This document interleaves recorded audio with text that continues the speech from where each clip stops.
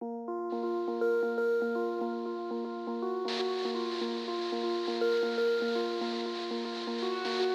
tengo la plena decisión de revisar muy profundamente la ley 20.000 y la categoría de la marihuana como droga dura.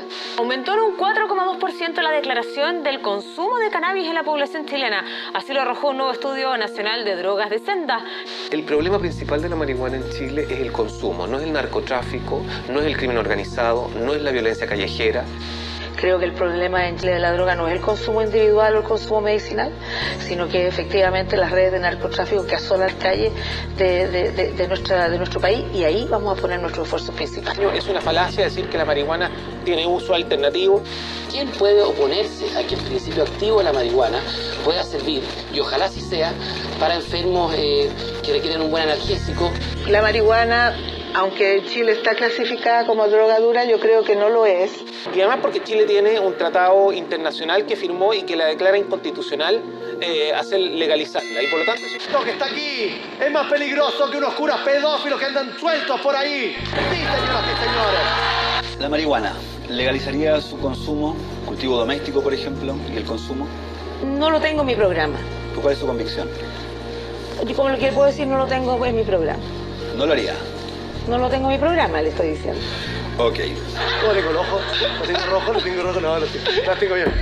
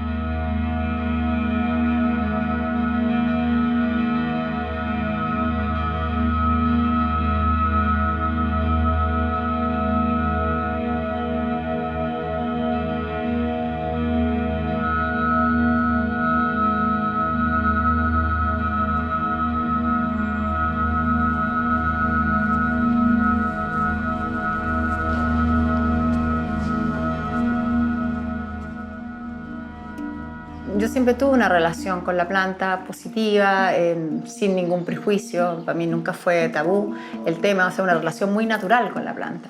O sea, yo conocí la planta porque mi abuela me la presentó y ella ya la utilizaba como medicina. Le tengo el máximo respeto a esta planta. Y ese es mi vínculo, más que el fumarla, si bien la fumo ocasionalmente. Para mí, en el plano más personal, es un compañero. He aprendido a entender qué es eso, que es una planta cuyo espíritu creo reconocer, no sé si conocer, y que me ha acompañado mucho tiempo y que ha sido bien vital en mi salud mental, en mi equilibrio y en mi apertura hacia ciertas cosas que quizás hubiese sido más difícil llegar por otros caminos. A los 18 años yo tuve mi primera planta y me la fumé y de ahí no paremos. Hasta ahora, 12 años creo que ya van. El cannabis es una planta maravillosa, que para muchos es una planta prohibida, pero para nosotros nos dio vida. Una herramienta que creo que sirve para muchas cosas. Yo la uso para algunas de esas muchas posibilidades que tiene. Como siempre digo, pues ahí sirve para ver a Dios o para ver a los Simpsons. Ya no era una planta para pasarlo bien nomás. Era una planta que iba a servirme como un tratamiento, una medicina. Desde ese punto de vista, los médicos tenemos la responsabilidad de poder generar información científica válida, clara, para la toma de decisiones de los pacientes. Una droga va a ser buena en la medida que sea bien utilizada para un fin. Una droga va a ser mala en la medida que es mal utilizada para otro fin. El primer síntoma que sintió mi mami, que yo tenía mucha sed. Mucha sed y en la noche tomar mucha agua y ir muchas veces al baño. Claro, ese fue el primer síntoma que me llamó la atención. Que con 2 años ella tomaba mucha agua. Pedí hacer examen de azúcar en sangre, salió normal y lo descartaron. Es buena para el agua nomás. Y después yo empecé a notar otros síntomas, pero eran síntomas muy... No sé, el pelo un poco más seco, la piel un poco más seca, no tenía apetito. No tenía nada de apetito, no quería comer nada, ahora quiero comer todo lo que yo quiera. Y ese mismo día que supimos que tenía un tumor nos fuimos a hospitalizar, Juan Roberto del Río, al tiro. Estaba muy grande. Y en la región donde se ubica el tumor... Sí, de chiquitito, falta una puntita, pero eso no se puede sacar porque si la sacan me van a dar muchos problemas. Todo este proceso partió hace más de un año en el que Ana María Gasmuri, que es además mi pareja, empezó a salir a la luz pública defendiendo algunos casos de detenciones por uso o tenencia de cannabis. Seguiremos manifestándonos hasta ser escuchados y escuchadas. La invitamos, como presidenta de todos los chilenos, a ponerse en nuestros zapatos. Frente a esto, a mí se me ocurre en un minuto la idea de hacer un documental. Y a raíz de que empiezo a generar este material y a investigar, me empiezo a encontrar con la realidad del mundo medicina. Y en ese contexto aparece un primer caso de una niña con epilepsia refractaria. Yo tenía en mi poder esta resina que me habían presentado, que me habían regalado una pequeñísima cantidad. Esa noche se llevaron resina, se la dieron en pequeñas dosis a Amalia y el día siguiente temprano yo abro mi computador, veo un correo de la mamá y la felicidad fue absoluta porque decía: anoche por primera vez Amalia durmió toda la noche y su papá también y yo les velé el sueño. Nos dimos cuenta que en un momento teníamos que partir por formar una fundación y actuar desde una institución. Y ahí surge Fundación Daya. Daya en sánscrito quiere decir amor compasivo. Y ese fue el nombre que escogimos porque sentíamos que representaba el desde dónde nosotros queremos trabajar. Entonces yo creo que la fundación ahí donde ha cumplido un rol importante es como en hablar en el lenguaje de la política pública. Y yo creo que la fundación encontró el tono de ir ampliando ese debate y de ir moviendo esas fronteras. Yo creo que su gran aporte ha sido por ahí. Bueno, con la Fundación Daya desde el principio hemos estado conversando, desde que partió, el ingreso del proyecto de ley del cual yo soy coautora de uno de ellos, y empezamos a desarrollar un trabajo conjunto de articulación de lo que debía ser la legislación a propósito de la experiencia que ellos vivieron. Y yo creo que la seriedad con la que se ha trabajado, el espíritu con el que se ha trabajado ha ido dibujando este escenario. Es decir, la aceptación social se ha girado los últimos 2-3 años de manera impresionante. Hoy día el cambio cultural que existe respecto de la concepción de cannabis y para sus respectivos usos ha sido muy importante y creo que Fundación Daya tiene un gran mérito en eso. Ya, estas son. Entonces, aquí están las que estamos ocupando en este momento. Y ella ahora está tomando dosis muy baja en la noche y cuando tenemos situaciones de estrés, como ahora que va a ir a un examen, le doy un poquito. Entonces le ponemos debajo de la lengua para que no le sienta mucho el sabor. Y ahí está listo su aceite. ¿Qué sabor tiene, Emilia? A trigo. La idea de la fundación siempre es enseñarte a hacer tu medicina. Porque mucha gente cree que tú vas a la fundación a comprar el aceite. Y no es así. Ellos te enseñan de la planta, te enseñan a hacer la extracción, la resina y es uno quien tiene que preocuparse de hacer la medicina para su familia.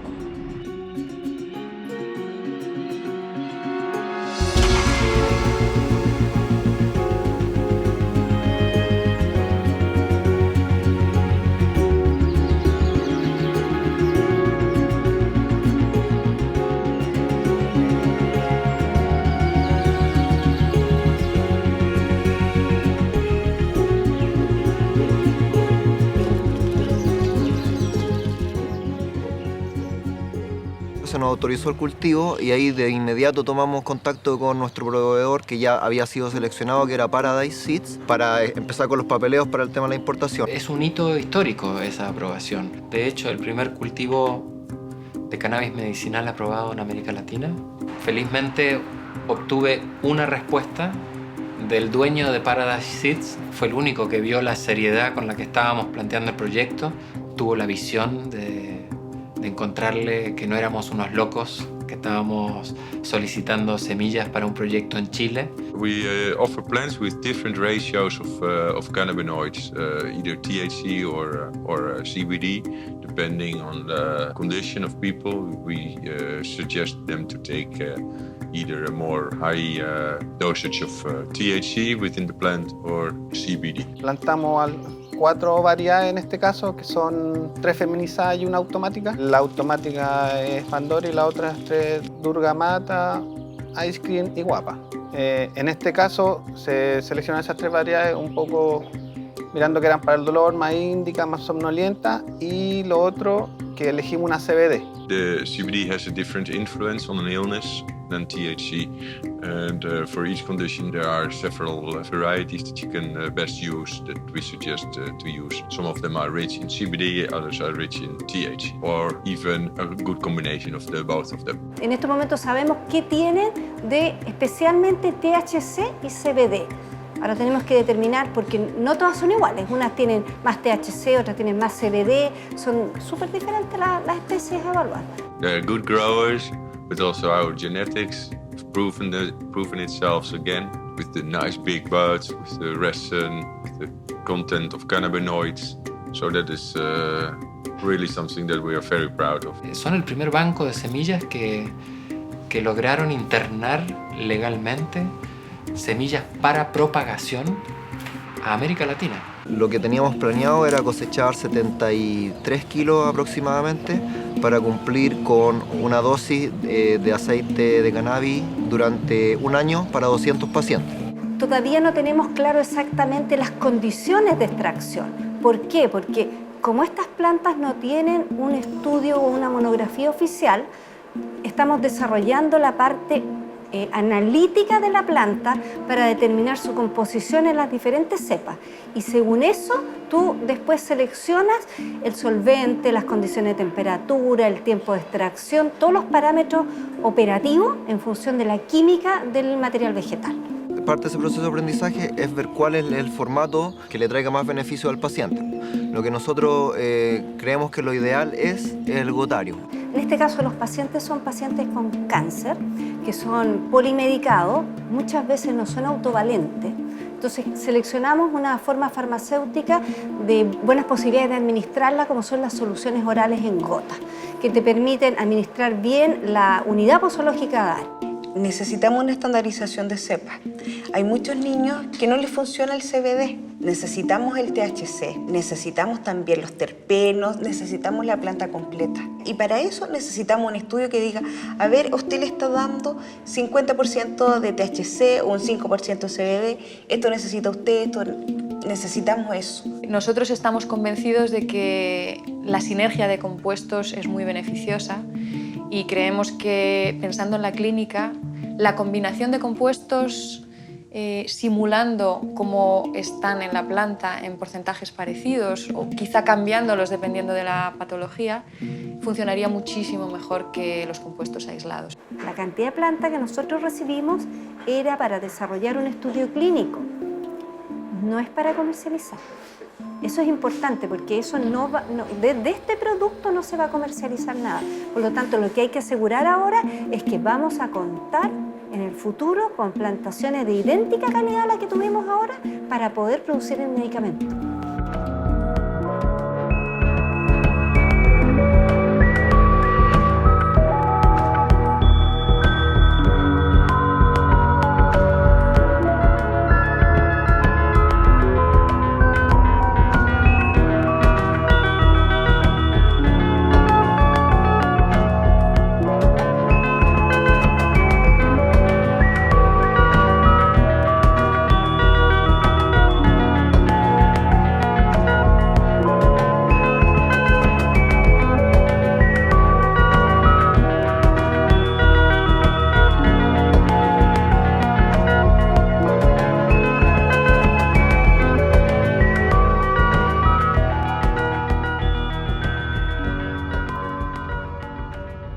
choco, chocolala, choco, chocote, chocolate, chocote, chocolate. Al no producir hormonas, se regulan muchas cosas en el cuerpo que uno ni siquiera sabe. El sueño, el apetito, no sé, el que no crezca, todo su desarrollo puberal, todo, la temperatura, todo.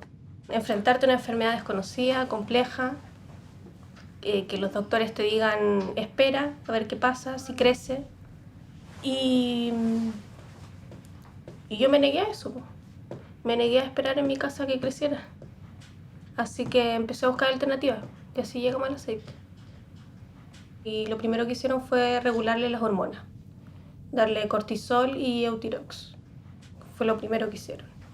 Y ahí querían operarla directo por la cabeza y yo me negué. Y después se me infectó la herida, no tuvimos... Pero eso fue ahora. Estoy hablando de la primera vez que te operaron.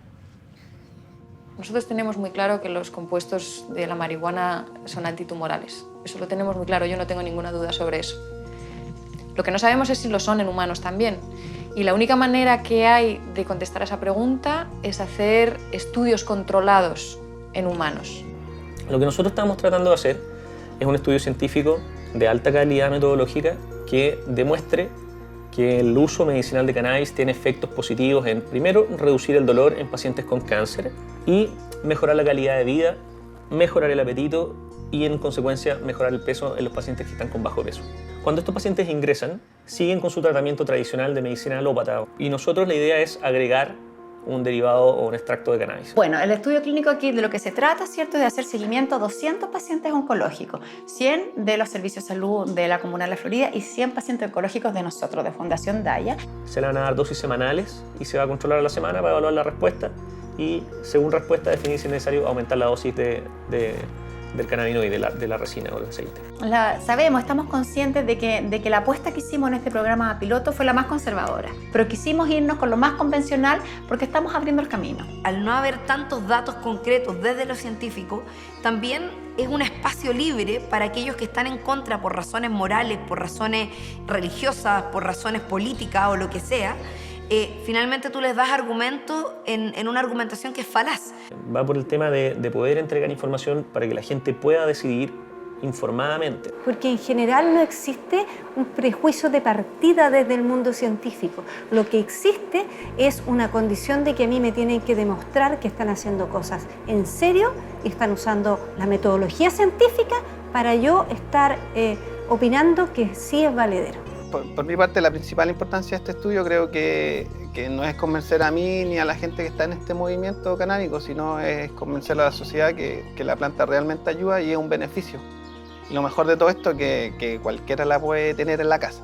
Para nosotros el estudio es la validación científica de lo que experimentamos a diario con todas las personas que acuden a la fundación en busca de este medicamento.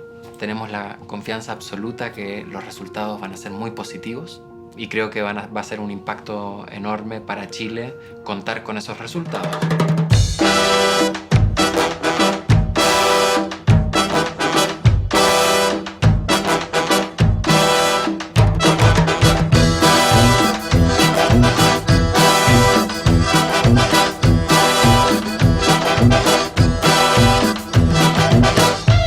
Para todas las culebreras.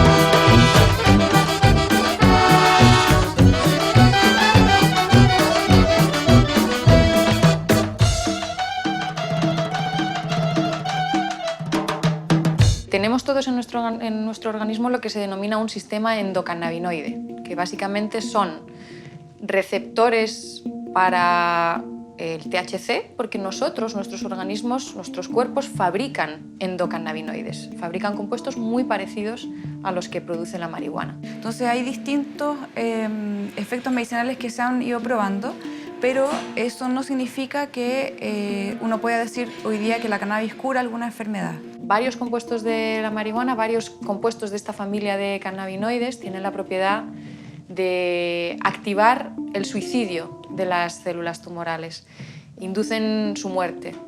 Y no solo eso, sino que también inducen otros fenómenos que están relacionados con la progresión tumoral, con el avance de la enfermedad. Hay experiencias incipientes con respecto, por ejemplo, al uso de la marihuana en epilepsia, en niños con epilepsia refractaria.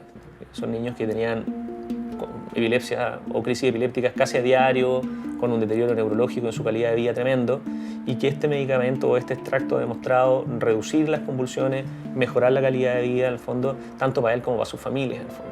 Probamos 5 anticonvulsivos en su dosis máxima. ¿Cuál de todos con sus efectos colaterales más espantosos? Mira, a la semana bajaron las convulsiones. A las 2 semanas yo saqué un medicamento, que era el Sabril, que era el que le provocaba pérdida de visión. Los cambios han sido muy notorios, porque de 7 a 10 convulsiones diarias pasó a tener una, después ya no tenía ninguna.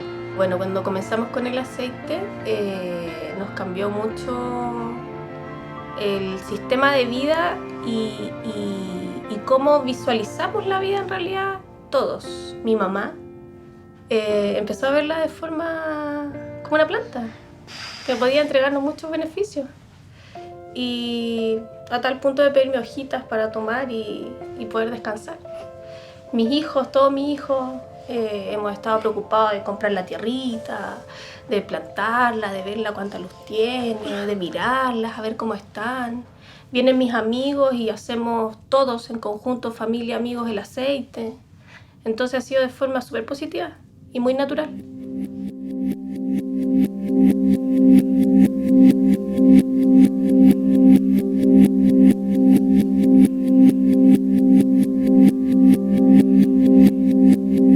Soy diputado del mundo popular, represento a la comuna de Pudahuel, Quilicura, Colina, Lampe, Tintil. Veo cómo la droga destruye a jóvenes, destruye hogares, lleva a la delincuencia para adquirirla.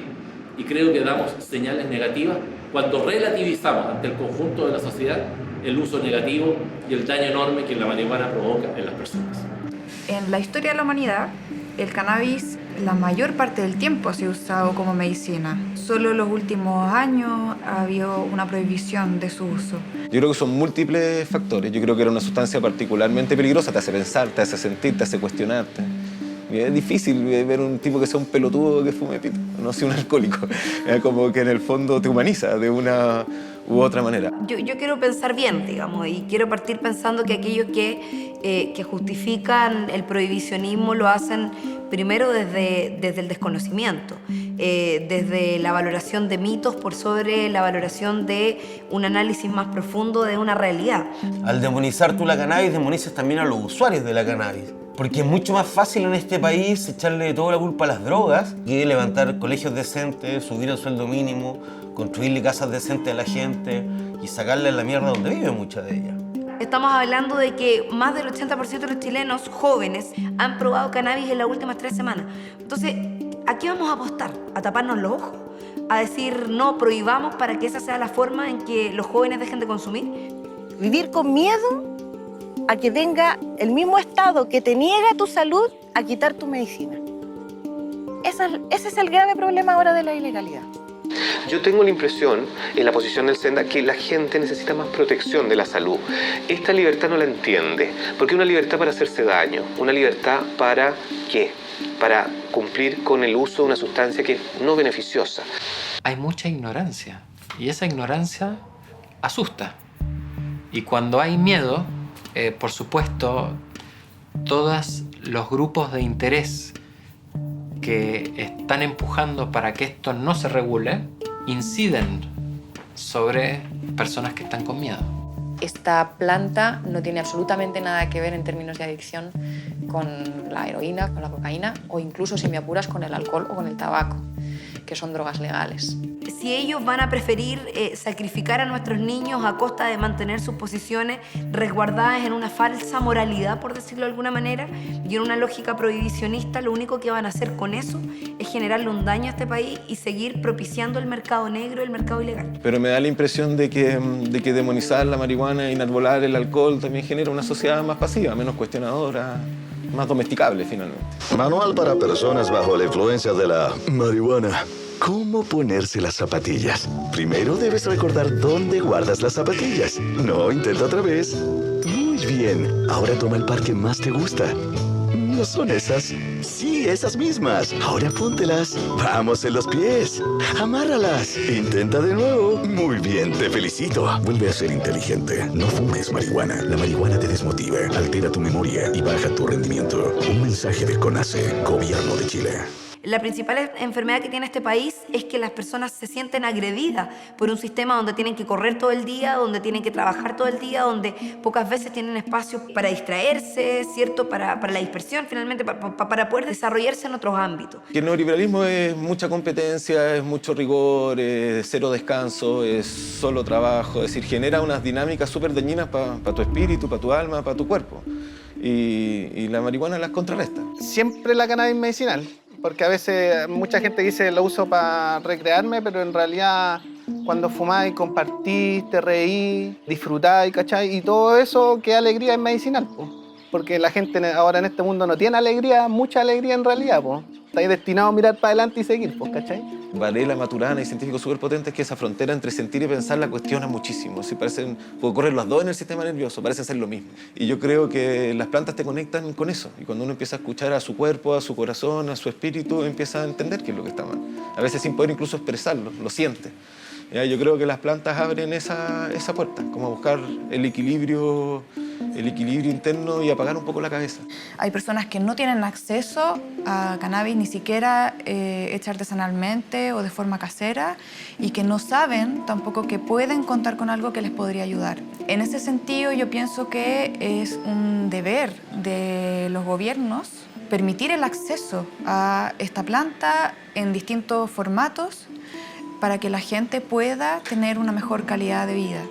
Nosotros veíamos algunos casos, por ejemplo, que nos mostraba Mamá Cultiva, de niños con epilepsia refractaria que tomaban un banquete de medicamentos para poder tener algo de control en sus vidas, pero que sin embargo los resultados eran terribles, eran dolorosos, eran nefastos. Y ellos mismos nos dicen, nos cambió la vida.